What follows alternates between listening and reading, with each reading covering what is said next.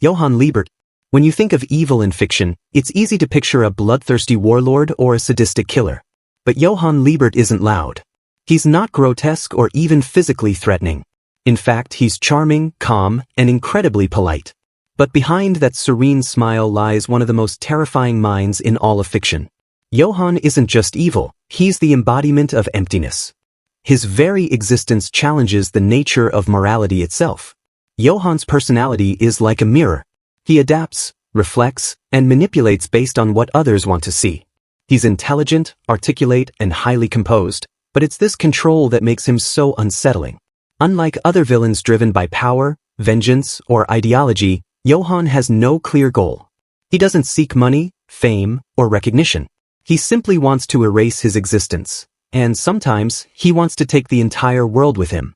One of the most disturbing aspects of Johann is his ability to manipulate others into committing horrible acts. He rarely kills with his own hands.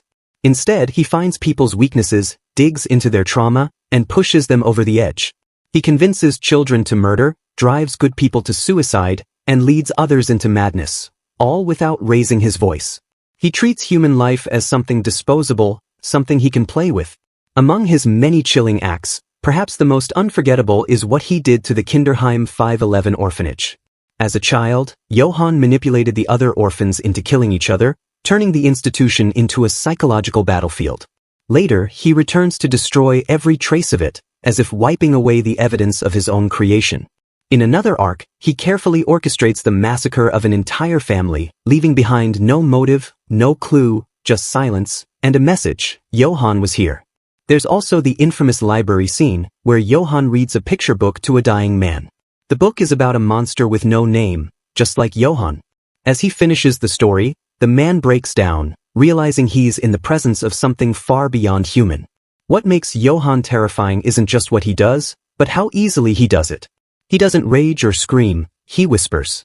He walks calmly through chaos, smiling as the world burns around him.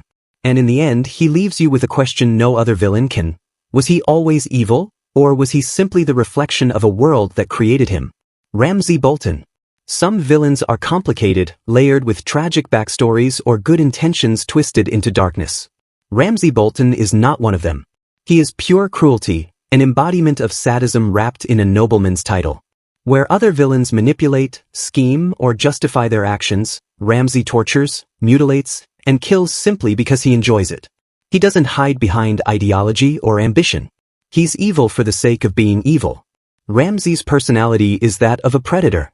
He's cunning, charming when it serves him, and disturbingly cheerful in the face of violence. He's a man who laughs while others scream. He's calculated, not impulsive, always one step ahead of his victims, breaking them slowly over time rather than going for a quick kill. And that's what makes him so horrifying. He turns torture into a game. One of his most infamous acts is what he did to Theon Greyjoy. After capturing him, Ramsay didn't just kill or imprison him. Instead, he psychologically dismantled him over months. He renamed him Reek, stripped him of his identity, flayed parts of his body, and castrated him. He trained Theon like a dog, reducing a once proud noble to a broken shell who couldn't even speak his own name. It wasn't about strategy or politics. It was about domination, for no other reason than it pleased him. Ramsay's crimes extend beyond individuals.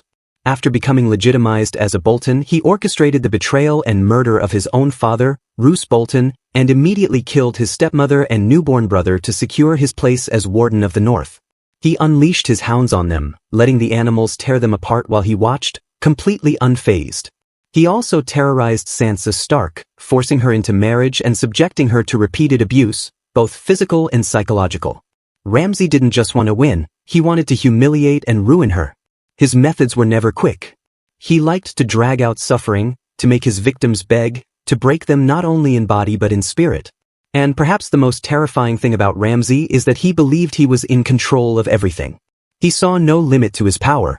His confidence wasn't bravado, it was born from years of getting exactly what he wanted through violence and terror. He treated people like animals, often literally hunting them for sport, and thought of mercy as weakness. In the end, Ramsay met a fitting fate, devoured by his own starving hounds. But even in death, his legacy of cruelty stands as one of the darkest in modern fiction. He wasn't a ruler, a warrior, or a visionary. He was a monster in human skin, and he enjoyed every second of it. The Joker. There are many versions of the Joker across comics, animation, and film, but none have captured the raw essence of chaos quite like Heath Ledger's portrayal in The Dark Knight. This Joker isn't just a villain. He's an agent of anarchy, a force that thrives on destruction without reason. He doesn't want money. He doesn't want power.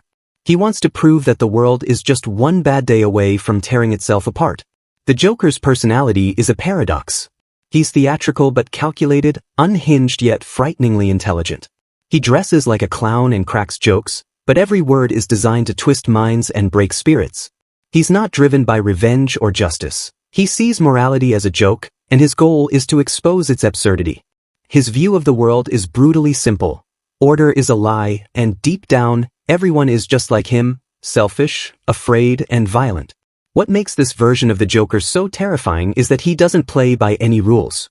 He burns a mountain of cash just to prove that he's not like the other criminals. He sets up deadly moral experiments, like giving civilians and prisoners each the trigger to destroy the other's ferry, just to see how far people will go to survive. These aren't just crimes, they're psychological trials, designed to break humanity's sense of right and wrong. His manipulation of Harvey Dent is one of his most chilling accomplishments. In a matter of hours, Joker transforms Gotham's White Knight into a vengeful killer. He doesn't do it with threats or brute force. He does it with words, cutting, calculated words that twist Dent's grief and loss into hatred. It's the Joker's masterpiece, proving that even the best of men can fall. The Joker's behavior is erratic, but everything he does is part of a larger philosophy. He wants to challenge Batman's moral code, to drag the Dark Knight into the mud with him. He wants to show that their conflict isn't about good versus evil, it's about how fragile sanity really is. He's not out to win. He's out to corrupt. Perhaps the most disturbing thing about the Joker is that he sees people as nothing more than pieces in his game. He lies constantly, including about his own past. He changes the story of how he got his scars every time, not to gain sympathy, but to keep people off balance, to make it clear that nothing he says is real, and everything is just performance. In the end, the Joker doesn't care if he dies. He doesn't care if he wins. All he wants is for the world to see itself through his cracked mirror, ugly, broken, and meaningless. And that's what makes him unforgettable. He doesn't just break the rules, he destroys the very idea that they matter. Griffith begins as a charismatic and ambitious leader, the shining commander of the Band of the Hawk. He speaks of dreams with poetic confidence, inspires loyalty, and carries himself like a noble even before he becomes one. But beneath that angelic face lies one of the most cold-hearted, calculating minds in all of fiction. Griffith isn't a typical villain. He's someone who walks among heroes, earns their love and trust, and then sacrifices everything and everyone to ascend into something monstrous. Griffith's personality is magnetic. He's intelligent, refined, and always in control.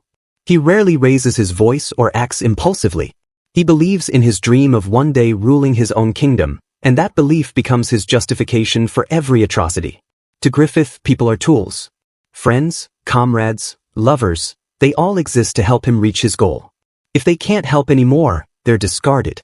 The true depths of Griffith's evil are revealed during the infamous eclipse. After being tortured and left broken, Griffith is given a choice by the demonic God Hand: sacrifice his comrades in exchange for ultimate power. Without hesitation, he accepts. Every soldier who followed him, every friend who would have died for him, he offers them up to be slaughtered by demons so he can be reborn as Femto, a demonic god.